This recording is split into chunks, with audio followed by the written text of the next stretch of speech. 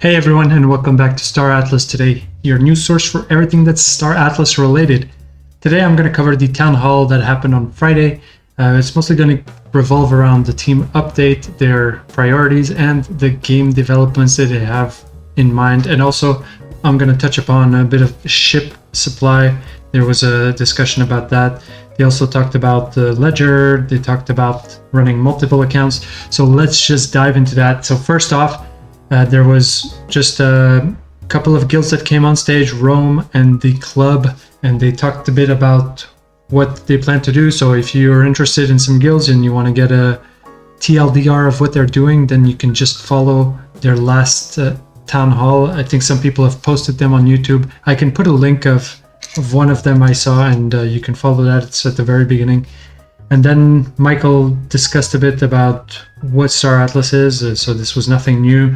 We also had the Chief Revenue Officer, which was talking about developments in the team. So they're hiring a lot of people right now, they're growing, they're building partnerships with other people, and in short, yeah, it's basically, this is a new company, they're growing a lot, they're trying to hire the right talent, and that's what's going on right now. There was an update on private investors, the offers from venture capitalists or institutional capital, and they're strongly considering discontinuing any more private sales. They also discussed a little bit about the system in the game where you would have capital providers and capital seekers, investors, and lending protocols. Nothing really meaningful, but just some ideas that were floated around. What would be the lease rent borrow system, and if there was a fee for it, and also if you have to semi-collateralize items such as USDC, Atlas Polis. So that's something that they are thinking about. So right now the team has two major focuses before the end of the year. It's exactly the same focus that they had in the town hall last week. So basically, ship missions. Our ships currently are doing nothing. We're not utilizing them. They're not creating any value right now. So that is their major focus. And then the DAO, which will come later, where we'll be able to stake some polis to earn emissions of polis, and also we will have governance so we can vote on some proposals. So this is the next aspect that is to come. They also mentioned that the showroom model is what they're going to be working afterwards, and that's basically just the Unreal Engine 5 first module that's going to come out, where we can go into the game and visit our spaceships and maybe see some of the NFTs that we bought, like some of the posters. But this is going to come later on. Michael also talked about the SCORE gaming model, which stands for Ship Commission Remote Expedition. So basically, this is another aspect of the game. Basically, to understand this better, you need to understand what their development will be. First off, we will have that simple ship mission that is going to come out hopefully in a couple of weeks. And this will be very similar to staking your ships to earn some rewards. So that's the first aspect. Then they will work on land and space stations, where you'll be able to mine and do other of these stuff to earn some Atlas with your mining claims or with your mining drills and all of these NFTs. And then there will be an enhanced ship mission aspect, which is this SCORE model, where you can go outside of your risk zones and earn more polis or Atlas or any NFTs that will be rewarded in your ship missions. They also mentioned that they will support this mini game or browser-based game in perpetuity. So this is not something that's going to stop as soon as the Unreal Engine 5 game comes out. So this is quite interesting. And they also mentioned that the Phantom Wallet is currently developing a mobile app version. So that means that the game could be playable on the mobile phone in the future, and that's something quite interesting. And to question someone asked if the ship supply would be finite, and there Michael said that the ships would have a finite supply, so that's for the generation 1 model, so that's everything that's been sold by the team. But then you'd be able to build these ships inside of the game depending on resources, and obviously the cheaper ships are going to be easy to build, but then the more sophisticated ships are going to need resources that are going to be severely limited and might not be accessible inside of your faction, and will require maybe some training with other factions, but that's all still to come. But that for me just shows that So on one side, we'll have the Generation 1 ships, which have a total finite supply, but we'll also have a production line, which could be uncapped. But obviously, the resources to build these will be limited and will be harder to get by. And on this website, I'll put the link in the description, you can see all the ships that have currently been sold by the team with all the description that they need when they were sold, and also importantly, the initial price. So let's just remember that the ship profitability will be based on these initial price.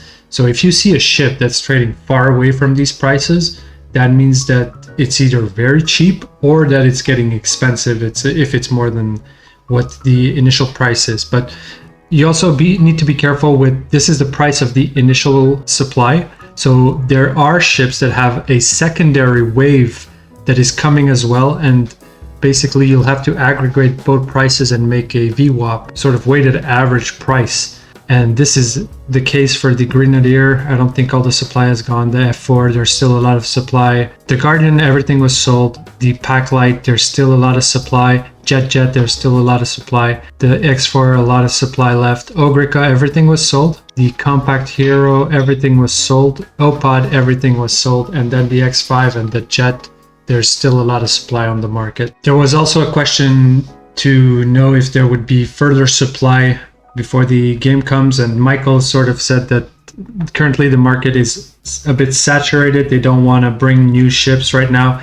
I think they noticed that with the last two ships that they came out with, the sales didn't go too well. I mean, the first wave sold out, but there's still the second wave. So to me, I mean, I've commented on this in the past, but to me, there's just too many ships right now with no utility.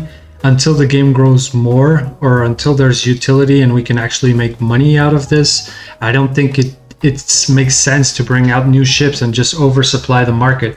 The people that are interested in playing the game right now, they've already bought their ships. They've spent their money buying these ships, so it just doesn't make sense. And until the game grows and there's utility, I don't think there's any need for further ships for the moment. Now, there was also a question regarding ledger support. And basically, they said that they will develop a support where you can seamlessly transition between assets. So currently, one of the problems with the ledger assets is that you cannot auto-approve transactions in the way you can with a Phantom wallet.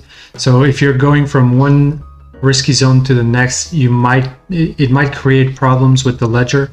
So that's something that they're looking into. They also reiterated that leveling up a character will be bound to the wallet address, and pilot license, captain license are also bound to that account. So if you have a ship, you're going to get that license in the wallet will be related to that ship, basically. And there was more talk about game development. And on that note, I don't know if you've seen the article on Medium that came out recently. So there was one article about landowner, one about builder as a newster, and another one on Oni fighter. So these are articles. There's not really much in these except for description of what the world will look like if you're a fighter, or if you're a builder, or if you're a landowner. So this is something you can read into, and it can give you ideas if that's some of the gameplay features that interest you the most, and it can give you an idea on what you actually want to do in this game. And just more notes on the game development. They said that they had one team that is developing the minigame, the advanced, enhanced ship missions, and there's also one team that is working on the DAO. These developments are being done at the same time. And they also mentioned that guild registration. So for the moment we had faction registration, but guild registration will be closely related to the DAO release. So once the DAO is released, that's when we'll be able to sign up with the guilds that we like. So we still have a lot of time to look for a guild that interests you. I made a video in the past about guilds, so if you still haven't found your guild, you can go check that and it'll give you some ideas. And then lastly, they talked about running multiple accounts. So that is one feature that will be possible. They will not condone such practice. So if you want to run 10 accounts, you can do so.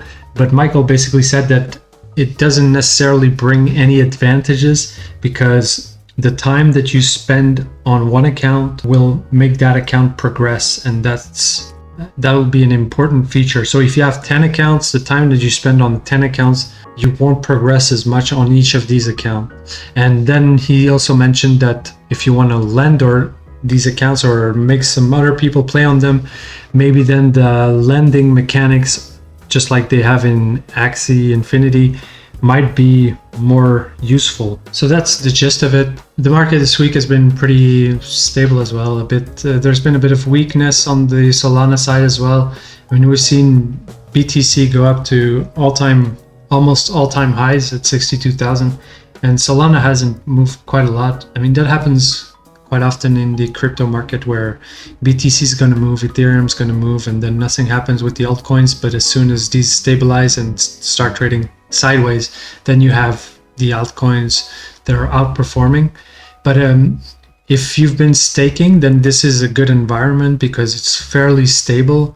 And if you're staking in a liquidity pool, you don't want to have a lot of volatilities. So this environment is basically a good environment for people that are staking in liquidity pools. So that's it. Not much more news. I'll put the link for the articles if you want to have a bit of reading and give you some ideas. And otherwise, I'll keep you updated if there's anything new. Have a good day.